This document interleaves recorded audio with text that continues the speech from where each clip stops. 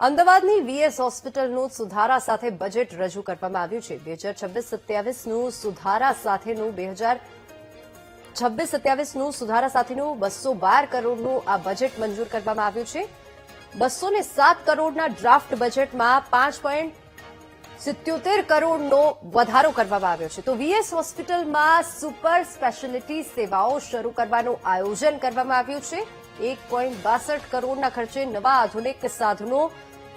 વસાવવામાં આવશે તો હોસ્પિટલમાં દવાઓ ખરીદવા માટે 3 કરોડની ફાળવણી કરવામાં આવી છે અને હાલ હોસ્પિટલમાં તમામ વિભાગો ચાલુ હોવાની તંત્રનું રટણ છે વીએસ હોસ્પિટલના બજેટ પર વિપક્ષના આકરા પ્રહારો પણ જોવા મળ્યા તો વીએસ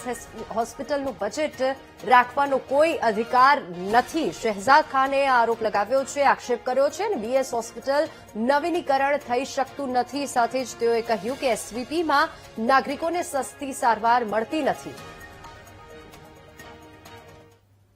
इस हॉस्पिटल में 500 बेड માંથી અત્યારે જે જૂના અને જર્જરિત બિલ્ડિંગ જે હતા એ આપણે નામદાર હાઈકોર્ટની પરવાનગી મેળવી અને એ બિલ્ડિંગ્સ આપણે દૂર કરી રહ્યા છીએ અને જેના પ્રમાણે અત્યારે 200 બેડ જેટલા આપણે ની જે ફેસિલિટી ચાલુ છે અને આપણે ખાતરી આપી છે કે એ પ્રમાણે બાકીના 500 બેડ પણ આપણે ફરી એ રીતે કરી દઈશું જેમ આપણું અને એ ઉપરાંત જે ચેન્નઈ બિલ્ડિંગ પ્લસ આપણું જે હેરિટેજ બિલ્ડિંગ છે એના જે રિસ્ટોરેશન કરવાનું છે રેટ્રોફિટિંગનું કામ એ કામ પણ મંજૂર થઈ ગયું છે વ્યવસ્થાપક મંડળમાં હવે કામ ચાલુ થશે એટલે ત્યાં પણ આપણે બેડની સુવિધા કરી અને અલ્ટિમેટલી 500 બેડ આપણે કરી દઈશું मैं मानता हूं कि भारतीय जनता पार्टी को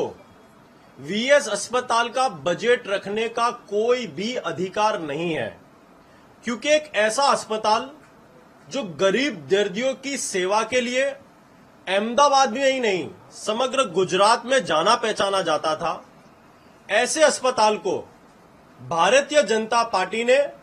ताला मारने का कार्य किया है यानी कि बंद करने का कार्य किया है कि यदि 10 वर्षों में